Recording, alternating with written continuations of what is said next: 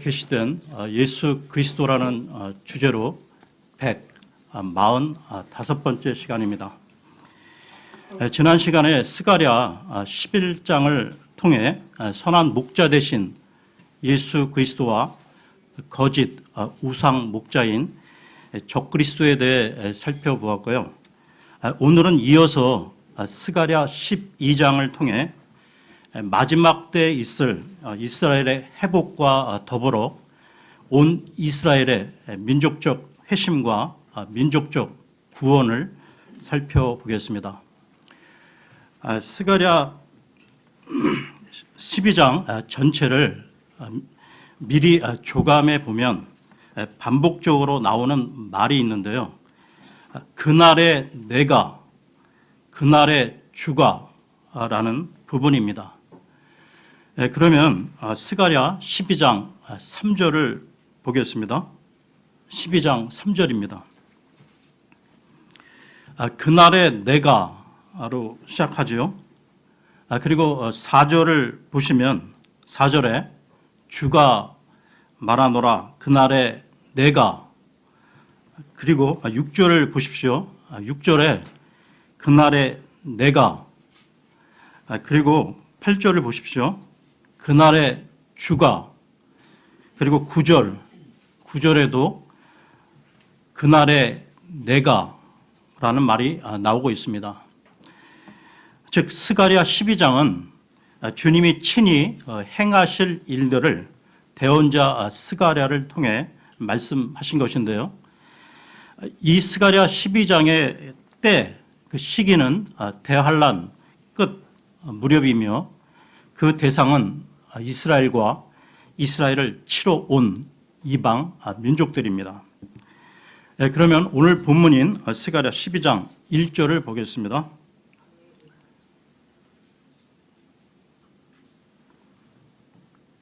이스라엘을 위한 주의 말씀의 엄중한 부담이라 주 곧 하늘들을 펼치고 땅에 기초를 놓으며 사람 속에 사람의 영을 짓는 이가 말하노라.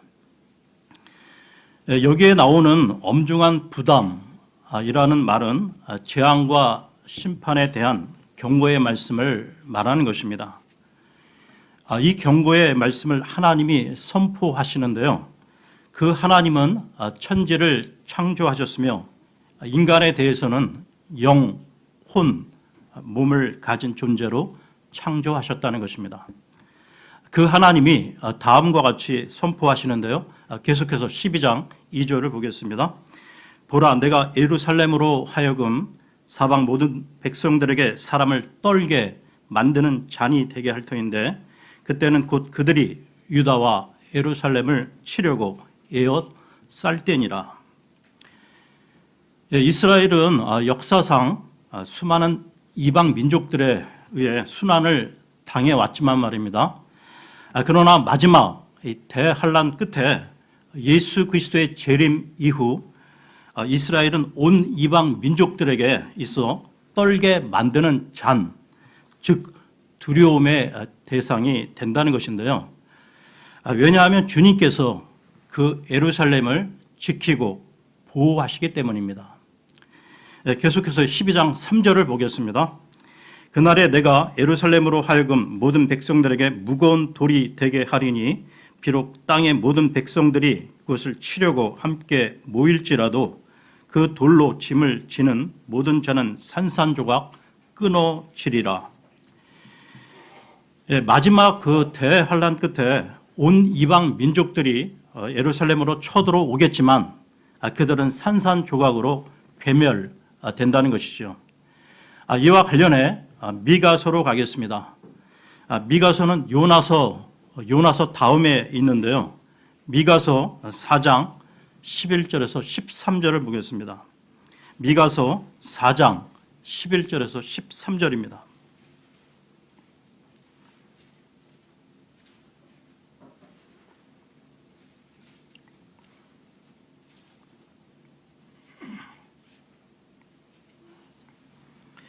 이제 또한 많은 민족들이 모여서 너를 치며 이르기를 시온을 더럽게 하고 우리 눈으로 시온을 바라보자 하거니와 그들은 주의 생각들을 알지 못하며 그의 계획을 깨닫지 못하느니라.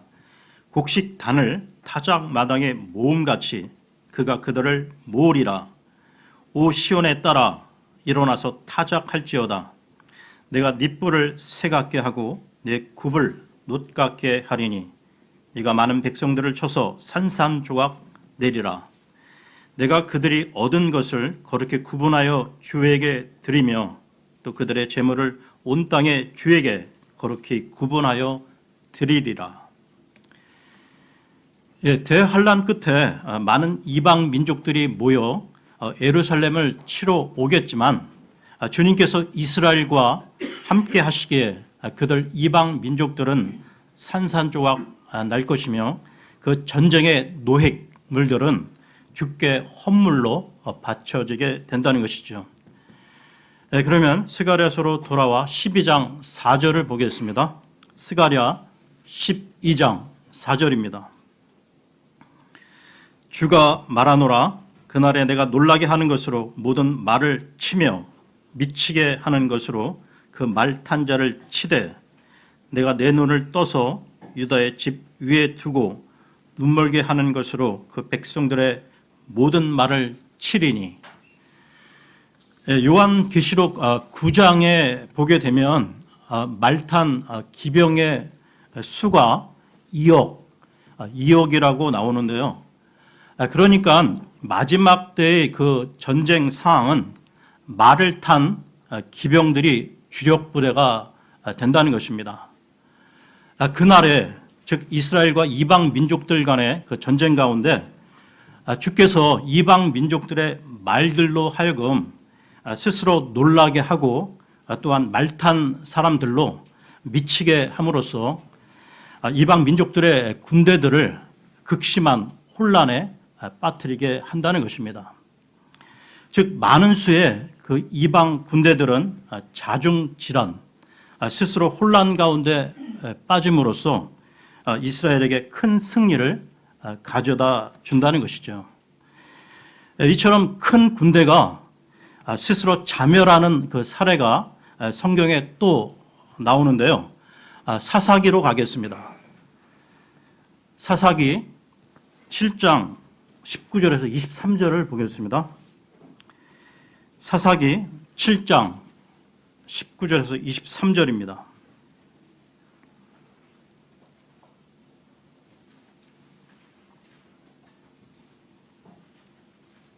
이 내용은 기드온의 그 300 용사와 미디안 족속의 큰 군대 사이에 벌어진 전쟁인데요. 사사기 7장 19절에서 23절입니다.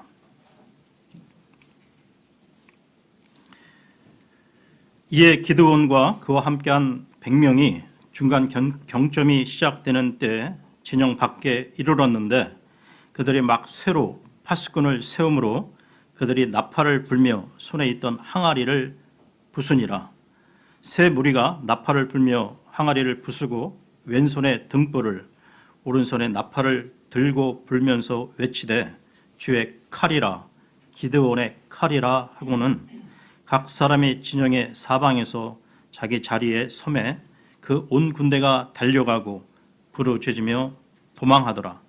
300명이 나팔을 불 때에 주께서 그 온 군대에서 두루 각 사람의 칼이 그의 동료를 치게 하심으로 군대가 도망하여 스레라스의 베시다에 이르렀고 또 답밭과 아벨 무홀라의 경계에 이르렀으며 이스라엘 사람들은 납달리와 아셀과 온 므낫세에서 나와서 함께 모여 미디안 족속을 추격하였더라. 이처럼 적군끼리 서로 침으로 자중질환에 빠진 것처럼 앞으로 대환란 끝에도 이러한 일들이 일어난다는 것이죠. 마지막 때에 적군의 말들은 놀라서 우왕좌왕하고 말탄 사람들은 정신 이상으로 그들끼리 서로 치고 죽이고 한다는 것입니다. 그러면 스가랴서로 돌아와서요. 12장 5절을 보겠습니다. 스가랴 12장 5절입니다. 유다의 다스리는 자들이 마음속으로 이르기를 예루살렘 거주민들이 만군의 주 곧 그들의 하나님 안에서 나의 힘이 되리로다 하리라. 유다의 통치자들은 그 전쟁의 날에 하나님께 영광을 돌린다는 것입니다.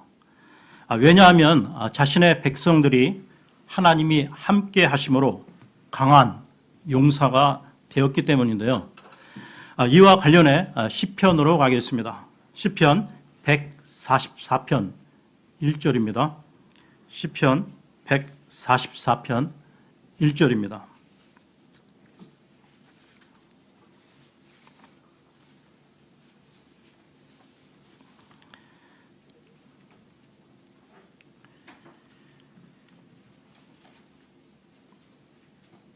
나의 힘이 되신 주를 찬송할지어다. 그분께서 내 손을 가르쳐 전쟁하게 하시며 내 손가락을 가르쳐 싸우게 하시는도다.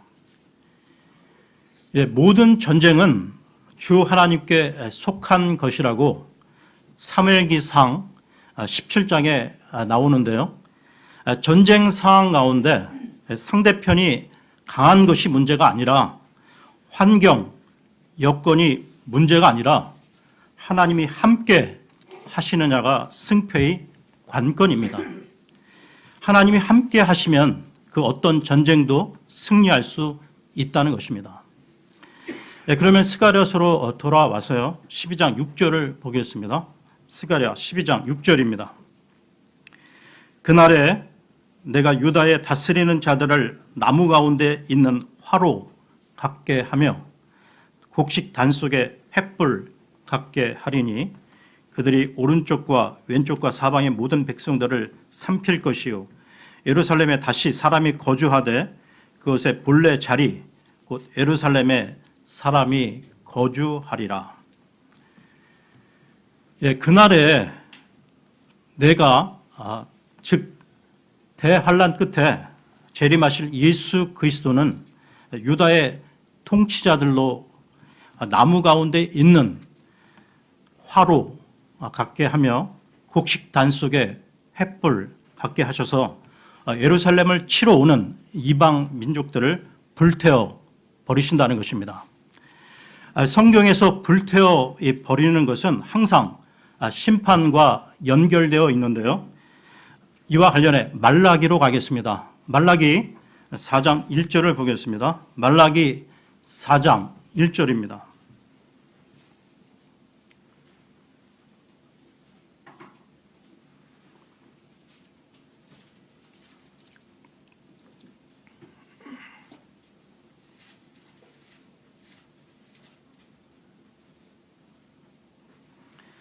보라, 화덕같이 불태우는 날이 임하나니 참으로 교만한 모든 자와 악하게 행하는 모든 자가 지푸라기가 되리라.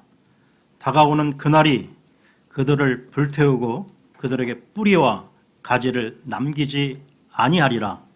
만군의 주가 말하노라. 불의 심판과 관련해서 한 부분 더 보겠는데요.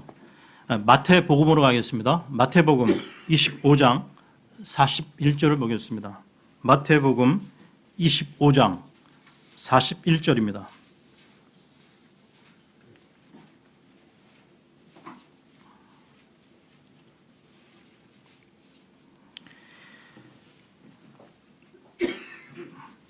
그때 그가 왼편에 있는 자들에게도 이르되 저주를 받은 자들아 너희는 내게서 떠나 마귀와 그의 천사들을 위하여 예비된 영존한 불에 들어가라. 마지막 그 심판 때 사탄 마귀를 비롯해 모든 불신자들은 영존하는 지옥 불못 가운데 불심판을 받게 될 것입니다. 그러면 스가랴서로 돌아와서요. 12장 7절을 보겠습니다. 스가랴 12장 7절입니다. 또한 주가 먼저 주의 장막들을 유다의 장막들을 구원하리니 이것은 다윗의 집의 영광과 예루살렘 거주민들의 영광이 스스로 높아져서 유다를 대적하지 못하게 하려 함이니라. 예, 여기 구절에서 구원의 순서가 외곽으로부터 시작해서 중심으로 나아가는데요. 주가 먼저 유다의 장막들을 구원하신다는 것은 다윗의 집과 예루살렘 거주민들이 교만하게 유다 백성들에게 군림하지 못하도록 하신다는 것입니다. 즉 다윗의 집과 예루살렘 거주민들이 특권 의식에 사로잡히지 않도록 일반 유다 백성들부터 구원하신다는 것이죠. 계속해서 12장 8절을 보겠습니다. 12장 8절입니다. 그날에 주가 예루살렘 거주민들을 보호하리니 그들 가운데 연약한 자가 그날에는 다윗 같고 다윗의 집은 하나님 같으며 또 그들 앞에 있는 주의 천사 같으리라. 예, 그날에는 재림하실 예수 그리스도께서 예루살렘 자신의 백성들을 보호하시는데요. 그때에는 주님의 보호 아래 약한 이스라엘이 강성한 백성이 된다는 것입니다. 그리고 8절, 이 8절 끝부분에 주의 천사가 나오고 있는데요. 구약 성경 곳곳에는 주의 천사가 나타나 큰 이적과 전쟁에서의 큰 승리를 가져오는 것을 볼 수가 있습니다. 그러니까 출애굽한 이스라엘을 이끌었던 분이 주의 천사이며 또한 여호수아가 이스라엘 정복 전쟁을 치를 때 이끌었던 분도 주의 천사였는데요. 이와 관련해 여호수아기로 가겠습니다. 여호수아기 5장 13절에서 15절을 보겠습니다. 여호수아기 5장 13절에서 15절입니다.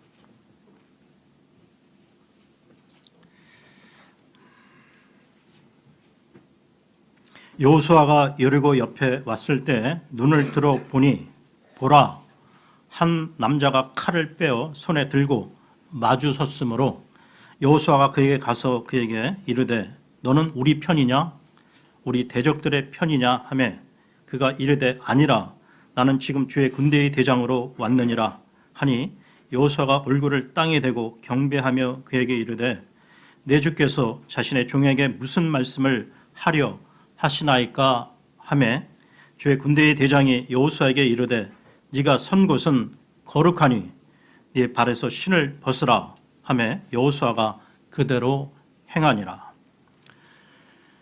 예, 주의 군대의 대장은 여호수아에게 네 발에서 신을 벗으라고 했는데요.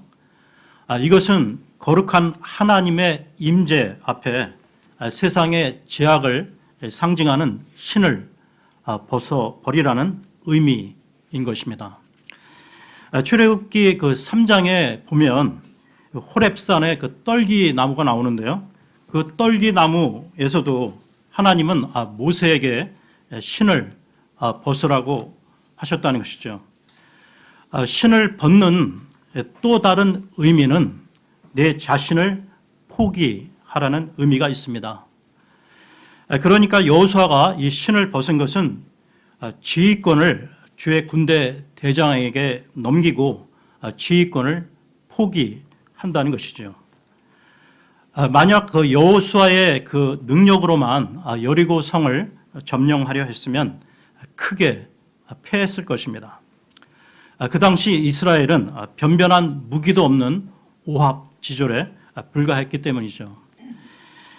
여리고성이 무너진 것은 인간의 힘과 능력이 아닌 오직 하나님의 능력으로 되어진 결과였습니다. 그러니까 여기 나오는 주의 군대 대장을 비롯해서요, 성경에 나오는 주의 천사는 바로 예수 그리스도의 다른 명칭인 것입니다. 신약 성도인 우리들도 마찬가지인데요. 어떤 현안에 대한 결정에 있어 우리가 예수 그리스도를 따르려면 자기 자신의 의지, 계획을 내려놓고 주의 말씀에 먼저 비추어 보며 주님께 기도 가운데 물어야 한다는 것입니다. 그러면 스가랴서로 돌아와서 12장 9절에서 10절을 보겠습니다. 스가랴 12장 9절 10절입니다. 또 그날에 내가 예루살렘을 치러 오는 모든 민족들을 멸하려 하리라.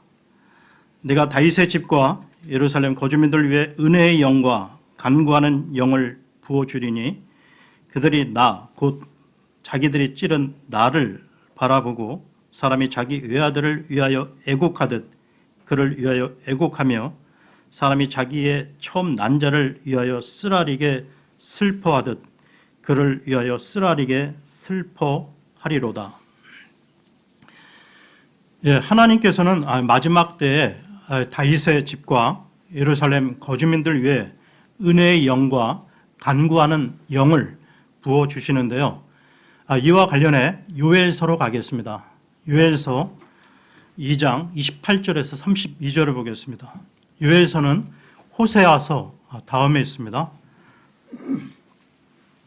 요엘서 2장 28절에서 32절입니다.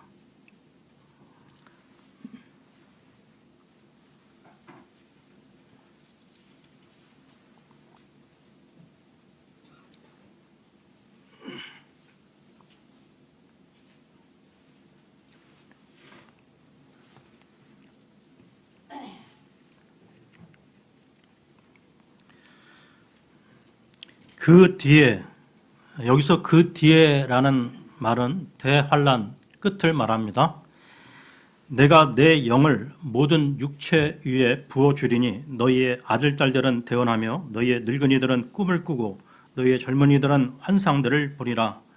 또 그날들에 내가 내 영을 남종과 여종들 위에 부어주며 하늘들과 땅에서 이적들을 보이리니 곧 피와 불과 연기, 기둥들이로다.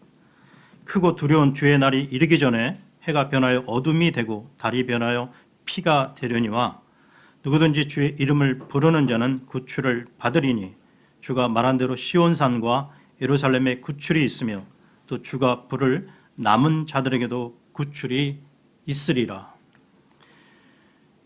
그러니까 이 스가랴서에 나오는 이스라엘 유대인들에게 영을 부어준다는 말씀은 그들로 하여금 민족적으로 회개케 하고 구원을 이루게 하신다는 것이죠. 그러면 스가랴서로 돌아와서요. 12장 10절 상반절을 다시 보겠습니다. 스가랴 12장 10절 상반절입니다. 내가 다윗의 집과 예루살렘 거주민들 위해 은혜의 영과 간구하는 영을 부어주리니 그들이 나 곧 자기들이 찌른 나를 바라보고, 여기 부분을 잘 보시게 되면 킹제임스 성경을 제외한 그 현대 역본들은 찌른 나를 바라보고 이 부분을 찌른 그를 바라보고로, 즉 나를 그라고 바꾸었다는 것이죠. 다시 말해 나라고 하면 십자가상에서 찔림받은 예수 그리스도가 하나님이 되지만 그라고 바꿔버리면 예수 그리스도가 하나님이심을 가리우게 된다는 것입니다. 즉 변개된 성경은 십자가에 달리신 예수님이 하나님이심을 슬쩍 가리우고 있는 것이죠. 그러면 스가랴서로 돌아와 12장 11절을 보겠습니다. 스가랴 12장 11절입니다. 그날에 마치 무깃돈 골짜기에 하다 드림몬에서의 애곡과 같은 큰 애곡이 예루살렘에 있으리라. 여기에 나오는 무깃돈 골짜기의 그 하다 드림몬에서의 애곡은 마지막 때 2억의 그 이방 군대가 아마겟돈 전쟁에서의 그 멸망 가운데 외치는 애곡을 말하는 것이고요. 그리고 그 애곡과 같은 큰 애곡이 예루살렘에서도 있게 된다는 것입니다. 둘 다 큰 애곡이지만 이방 민족들의 애곡은 멸망 가운데 외치는 비참한 애곡이고, 예루살렘의 애곡은 회개, 회심을 통한 애곡으로 그 의미가 다르다는 것이죠. 계속해서 스가랴 12장 12절에서 14절을 보겠습니다. 12절에서 14절입니다. 그 땅이 애통하되 가족마다 따로 애통하리니 곧 다윗의 집 가족이 따로 하고 그들의 아내들이 따로 하며 나단의 집 가족이 따로 하고 그들의 아내들이 따로 하며 레이의 집 가족이 따로 하고 그들의 아내들이 따로 하며 시므의 가족이 따로 하고 그들의 아내들이 따로 하며 남은 모든 가족도 가족마다 따로 하고 그들의 아내들도 따로 하리라. 그 날에, 즉 대환란 끝에 이스라엘은 전 민족적인 회심과 회개를 통한 애통, 애곡을 하게 되는데요. 12절에 보면 다윗의 집 가족과 나단의 집 가족이 나오고 13절에 레이의 집 가족과 시므이의 가족 등 네 가족이 나오고 있습니다. 다윗의 집은 다윗 왕으로 대표되는 왕의 신분, 왕의 후손들을 대표하고요. 나단 대언자는 다윗 왕이 큰 죄에 빠졌을 때 회개를 촉구했던 대언자로서 대언자들을 대표하며, 레이의 집은 제사장들을 대표하는데요. 그렇다면 시므이는 누구입니까? 시므이는 이스라엘의 초대왕, 이 사울 집안에 속한 자로 다윗 왕이 큰 어려움에 빠졌을 때 저주를 퍼부으며 조롱했던 사람이었습니다. 그러니까 12절부터 13절까지의 그 다윗을 중심으로 네 가족이 언급되고, 그리고 14절에 마지막 남은 모든 가족들을 언급하고 있는 것은 그날에, 즉 마지막 날에 이스라엘의 모든 백성들이 전 민족적으로 애통하며 회개와 회심을 통하여 예수 그리스도를 받아들이고 구원 받는다는 것이죠. 그러면서 여기서 주목할 부분이 있습니다. 오늘 본문 12장 이 12절부터 14절까지 따로, 이 따로라는 말이 11번이나 나오고 있다는 것이죠. 이 말은 전 민족의 구원일지라도 그 구원은 남편이 아내를, 또한 아내가 남편을 대신할 수 없으며 부모가 자식을 대신할 수도 없음을 보여주고 있는 것입니다. 구원은 언제나 주님과 1대1 관계에서 믿음으로 받는다는 것이죠. 그리고 이 부분을 문자적 해석과 별도로 영적으로 적용해 보겠습니다. 스가랴 대언자를 통해 이 말씀하시는 이 은혜가 마찬가지로 우리에게도 임해야 한다는 것이죠. 우리 영이 우리 각자에게 임하여 주의 영이 우리 각자에게 임하여 은혜를 갈망하는 심령, 주의 용서를 구하는 심령, 그 찌른바 주님을 바라보고 그를 위하여 애통하기를, 자기의 독자를 잃어버린 것처럼 애통하는 이런 은혜가 우리에게도 있게 하여 주시기를 간구합니다. 그리하여 구원을 베푸신 주님의 그 십자가 은혜와 사랑에 감사하면서 부활하신 주님을 증거하는 삶을 살아가는 우리 모든 지체들이 되시기를 간구합니다. 오늘은 여기까지 하고요. 다음 시간에 뵙겠습니다.